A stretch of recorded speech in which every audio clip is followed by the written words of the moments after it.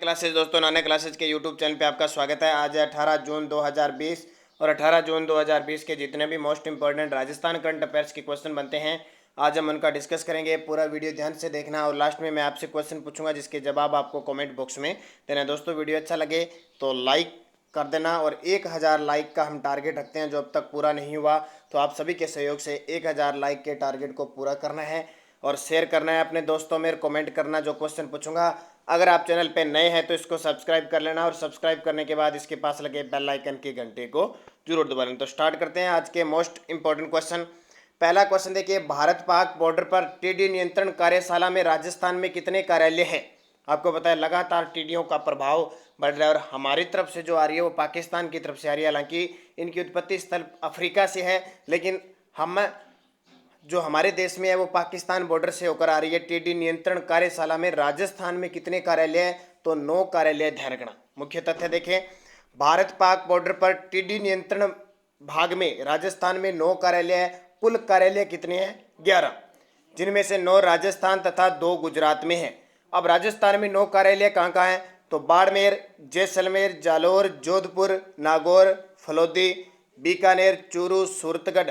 जबकि गुजरात में 2 है। कौन कौन से? पालनपुर में है और एक भुज में। तो टोटल कितने बॉर्डर पर? 11 कार्यालय है, जिनमें से राजस्थान में 9 है। क्योंकि राजस्थान के लगभग जिलों में, यानी 33 जिलों से लगभग 25 से 26 जिलों में टीडियों का प्रकोप जारी है। अभी तक तो राजस्थान में ज़्यादा कार्यालय बनाए गए। तो आपको पता है टीडी नियंत्रण जिस क्षेत्र में टीडी चली जाती है वहाँ की फसल को लगातार तबाह कर रही है। तो इसे बचाव सबसे बड़ा राज्य सरकार भी लगातार प्रयासरत है। दूसरा क्वेश्चन देखिए, किस जिले में चल रहे कोरोना बचाव जागरूकता अभियान की पूरे राजस्थान में चलाने की घोषणा की है? किस जिले में कोरोना बचाव जागरूकता अभियान एक चल रहा है वो पूरे राजस्थान में चलाने की घोषणा मुख्यमंत्री अशोक गहलोत ने की? तो वो है डूंगरपुर। कौन सा? डूंगरपुर में है। मुख्य तथ्य देखिए है क्या? तो डूंगरपुर जिले में चल रही कोरोना वायरस जागरूकता अभियान पूरे राजस्थान में मुख्यमंत्री अशोक गहलोत ने चलाने की घोषणा की। प्रदेश में 21 जून से 10 दिवसीय कोरोना जागरूकता अभियान के तहत यह मिशन कार्य करेगा। अब है क्या? देखो, मोबाइल वैन के माध्यम से घर घर लोगों तक चिकित्सा सुविधा मुहैया करवाई जाएगी। इससे पहले ये डूंगरपुर में चल रही है। तो इसी को देखते हुए इसी की सराहना की मुख्यमंत्री अशोक गहलोत ने। और पूरे देश में 21 जून आपको पता है योग दिवस मनाया जाता है। इस योग दिवस से 10 दिवसीय कोरोना जागरूकता अभियान पूरे राजस्थान में चलाया जाएगा। आपको पता है लॉकडाउन खुल चुका है, अनलॉक लगा है, लेकिन अब हर प्रकार की छूट दे चुके हैं। तो अब खुद का बचाव ही एक सबसे बड़ा रक्षक बन सकता है। तो ये मुहिम मुख्यमंत्री अशोक गहलोत ने शुरू की। तीसरा क्वेश्चन देखिए, राजस्थान निवासी जनरल जिन्होंने 1967 में प्रधानमंत्री की बिना अनुमति से चीनी सेना पर हमला बोला था, आपको पता है ये क्वेश्चन क्यों है? क्योंकि अभी याद ताजा आई है कि इस क्षेत्र में गिलवानी जो क्षेत्र है गिलवानी, वहां पे अभी भारत और चीन के बीच झड़पें हुई है। तो ये देखिए राजस्थान के निवासी है और कौन सा पद है? जनरल का पद है। थल सेना के अंदर जनरल पद। तो देखिए जनरल संगत सिंह राठौड़ थे। उन्होंने बिना प्रधानमंत्री से बातचीत किए, बिना अनुमति लिए चीनी हमला कर दिया था और उन्हें पीछे खदेड़ दिया था। मुख्य तथ्य देखिए, 1967 में नाथुला जो सिक्किम के अंदर है, नाथुला दर्रा है कि सीमा पर उपजे हालात के कारण जोधपुर के जनरल संगत सिंह राठौड़ ने अपने मुताबिक फैसला लेकर चीनी सेना को मात दी थी। बस थोड़ा सा चर्चित है, इसलिए राजस्थान के जनरल थे। तो थोड़ी सी बात आपको बता दी संगत सिंह राठौड़, क्योंकि उनके पास इतना समय नहीं था कि वो किसी से अनुमति ले, और उन्होंने चीनी सेना पर हमला बोला था और उन्हें खदेड़ दिया था। उसके बाद अब जाके ये झड़पें हुई है जिसमें हमारे कुछ सैनिक शहीद हो गए और कुछ चीन के भी हो गए। चौथा क्वेश्चन देखिए, राजस्थान में ऑनलाइन फसल ऋण वितरण और सहकारी 100 एटीएम लगाने का उद्घाटन मुख्यमंत्री ने कब किया? ऑनलाइन फसली ऋण और सहकारी क्षेत्र के 100 एटीएम का उद्घाटन 3 जून 2019 को मुख्यमंत्री अशोक गहलोत ने किया। तो राजस्थान में ऑनलाइन फसली ऋण वितरण और सहकारी 100 एटीएम का उद्घाटन मुख्यमंत्री अशोक गहलोत ने 3 जून 2019 को किया। प्रति किसान 75,000 का ऋण देने की भी घोषणा की गई। 2019-20 के दौरान लगभग 16,000 करोड़ का ऋण दिया जाएगा। ऐसा करने वाला राजस्थान देश का पहला राज्य होगा और 16,000 और कम से कम 8 से 9,000 करोड़ राजस्थान किसानों को ऋण दे चुकी है राजस्थान सरकार और ये देश का पहला राज्य अगर ऑनलाइन फसल ऋण वितरण में भी राजस्थान टॉप पे बना हुआ है, तो बहुत बड़ी बात है राजस्थान। अब सहकारी क्षेत्र में बात आती है तो राजस्थान के सहकारिता मंत्री कौन है? उदयलाल अंजना है। और सहकारिता का मूल मंत्र क्या है? सब एक के लिए, सब एक के लिए, सब एक सब के लिए, दोबारा देखना, एक सब के लिए और सब एक के लिए। पांचवा देखिए, राजस्थान में न्यूमोकोनियोसिस पर नीति बनाने वाला देश का पहला राज्य है। इसका संबंध शरीर के किस अंग से है? राजस्थान न्यूमोकोनियोसिस पर नीति बनाने वाला देश का पहला राज्य है। तो अब ये न्यूमोकोनियोसिस है, ये रोग है वो किससे संबंधित है? तो शरीर के फेफड़ों से संबंधित है। मुख्य तथ्य, मुख्यमंत्री अशोक गहलोत ने 3 अक्टूबर 2019 को न्यूमोकोनियोसिस के रोगियों की जांच, बचाव, नियंत्रण और पुनर्वास के लिए एक नीति बनाने की घोषणा की।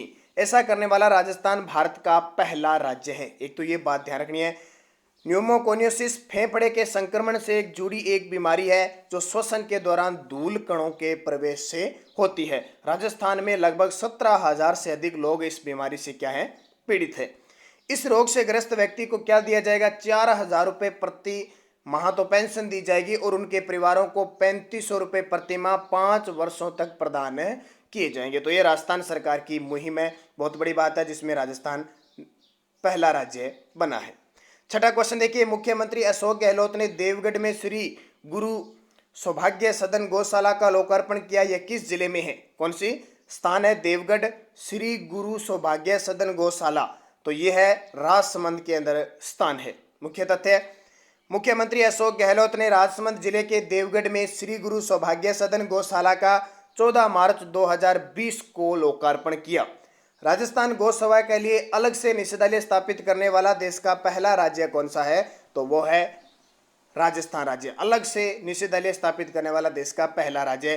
तो जब तक लॉकडाउन नहीं लगा था, कोरोना का कोई कारण नहीं था, 14 मार्च 2020 को लोकार्पण राजसमंद के देवगढ़। एक और राजसमंद में नाम आता है दिवेर, बहुत चर्चित है। दिवेर का युद्ध अक्टूबर 1582 महाराणा प्रताप और अकबर के बीच हुआ। अकबर के चाचा सुल्तान, जिसमें महाराणा प्रताप ने जीत जद कर सबसे पहले इस चौकी पर अधिकार कर लिया था और यहीं से महाराणा प्रताप का श्री गणेश कहा जाता है। ये दिवेर वहां का याद रख लेना। अब जल्दी से कमेंट करके बताओगे मुझे 2 क्वेश्चन। दिवेर, ये जो राजसमंद है उस जिले की आकृति कैसी है और उसका वन्य जीव शुभंकर कैसा है? अब तक हमने कभी बात नहीं की थी।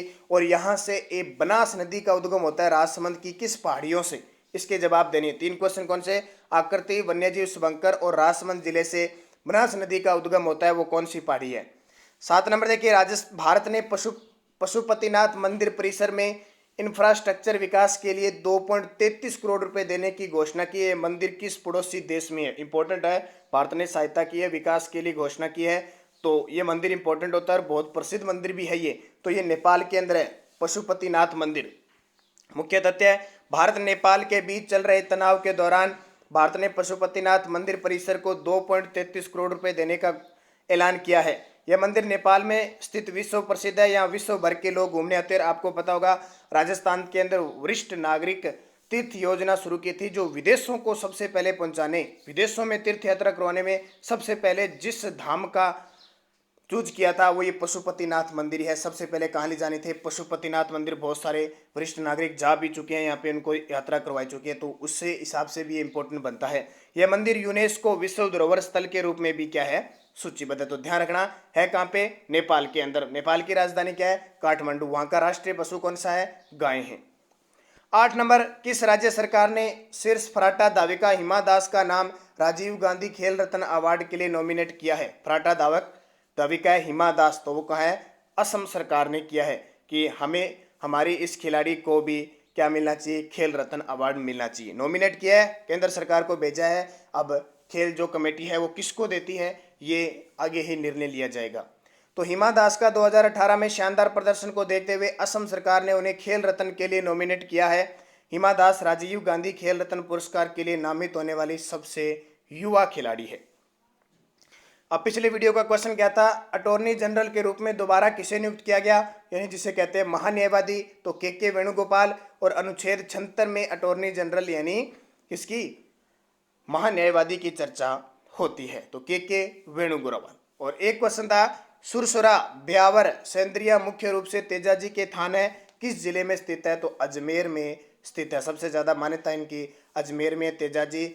और तेजाजी सांपों व नागों के देवता कहलाते हैं। धोलिया जाट गोत्र था इनका। और तेजाजी के पिता माता राजकंवर। और ये आपको सारी मैंने बात जितनी बताई थी, पत्नी घोड़ा, आपने बढ़िया शानदार से लिखे। कुछ एक विद्यार्थी बड़े शानदार तरीके से कमेंट किया था और उनके जवाब भी मैंने कमेंट बॉक्स में बढ़िया तरीके से दिए थे। अब अगर आपको तेजाजी के बारे में पता नहीं है तो मैं आपको थोड़ी सी डिटेल बता देता हूँ। देखिए, बात करते हैं तेजाजी के बारे में। तेजाजी का जो जन्म हुआ था खड़नाल नागौर के अंदर हुआ था। और इनके पिता तहाड़ जी, माता राजकंवर या रामकंवर, पत्नी इनकी थी पेमल। और इनकी जो बहन थी वो कौन थी? राजल। और इनकी घोड़ी थी लिल्लनिया, जिसको सिंघारी कहा जाता है। तो तेजाजी के उपनाम काला व बाला का देवता, गायों के देवता, सांपों व नागों के देवता कहा जाता है। तो ये डिटेल बहुत सारे विद्यार्थियों ने बढ़िया तरीके से लिखी थी और मैंने यहाँ पे आपको बता दी। अब अगला क्वेश्चन देखिए।